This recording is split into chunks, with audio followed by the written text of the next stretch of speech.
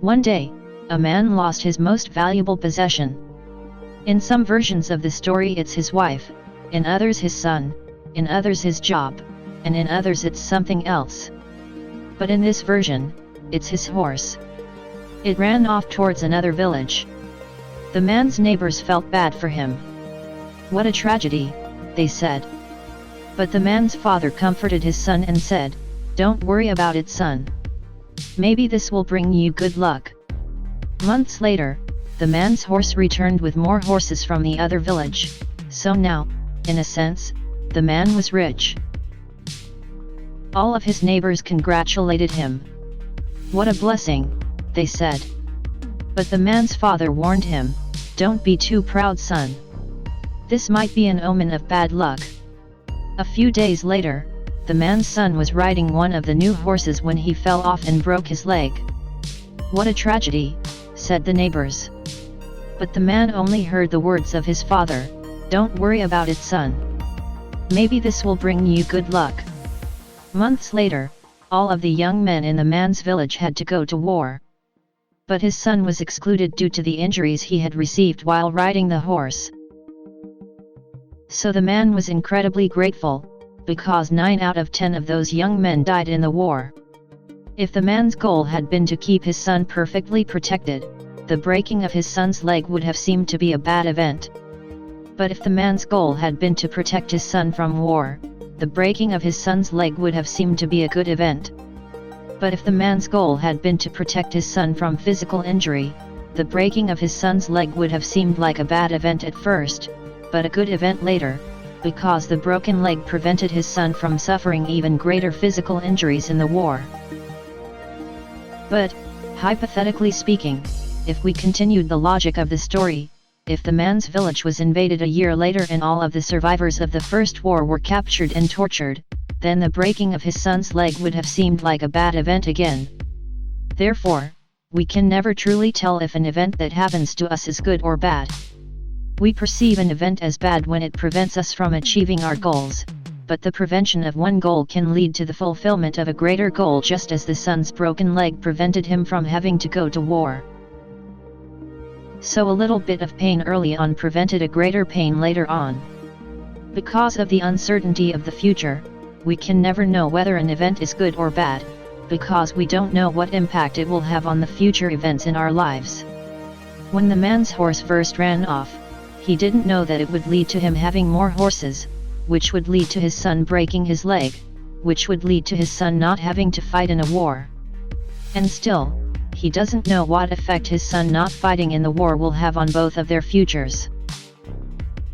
And even when the man is on his deathbed, he will not know whether any of the events of his life were objectively good or bad, because he does not know how the events of this life may affect the events of his next life, if a next life exists, that is. And yet, in some sense, if he follows his father's advice, it doesn't even matter. When seemingly bad events happened to the man's father told him to believe that something better would come from it. Presumably, this prevented the man from sitting around and crying about his fate, playing the victim and wasting his time. Rather, he productively moved forward with his life, and quite possibly, he might have even been happy, as he may have been anticipating the good luck that was still to come his way. And when seemingly good events happened to the man's father told him to believe that it might lead to something bad. Presumably, this prevented the man from being attached to whatever he might have gained in life, and so if he ever lost it, he would be able to let it go and not feel horrible. Rather, he would still be able to productively move forward in life with the hopes that something better might come along in the future. So the father's advice was incredibly wise.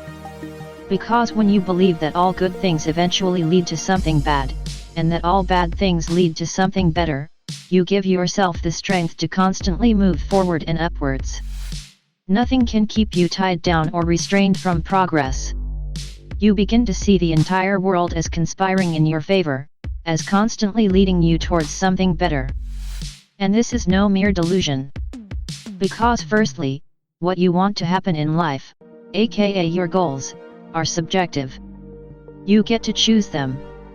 Secondly, what actually happens in life, aka the outcomes of reality, are objective.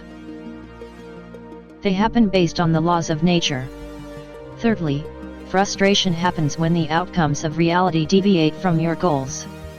In other words, frustration is what you feel when what must happen is different than what you want to happen.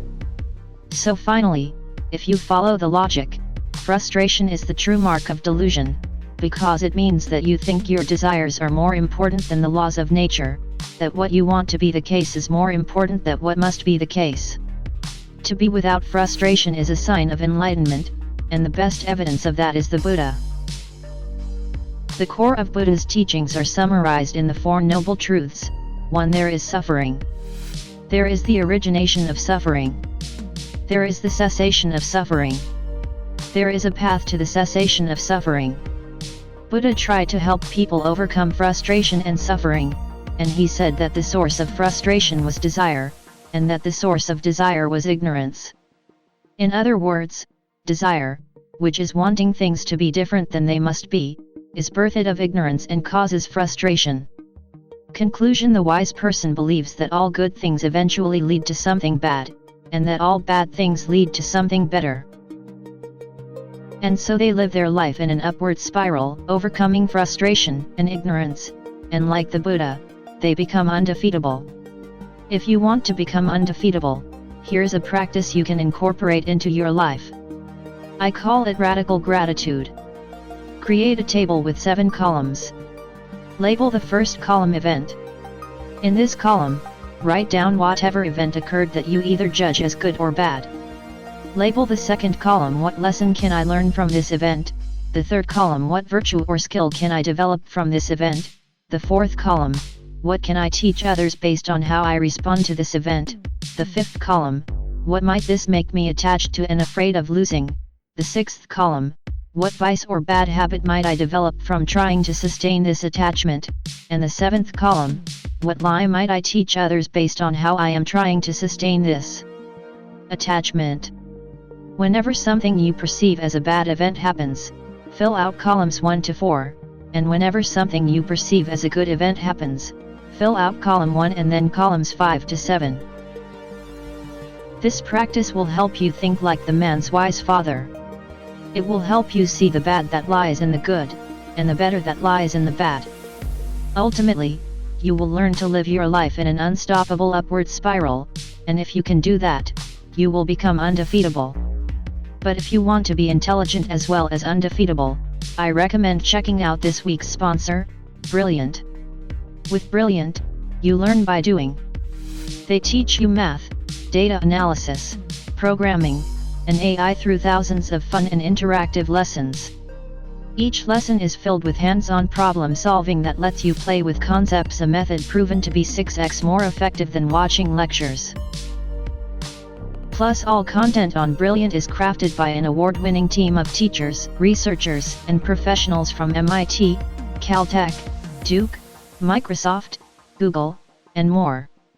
Brilliant's first principle approach is the most effective way to learn, because it helps you build understanding from the ground up. For example, in their courses on data analysis, Brilliant helps you gain insight by working with real data sets from sources like Airbnb, Spotify, Starbucks, and more. Brilliant teaches you to parse and visualize these massive data sets to make your interpretations easier to perform and more useful. Plus, these courses are perfect for learners of any level to start and continue learning data analysis, with a full suite of new content covering data visualizations, algorithms, regression models, and more.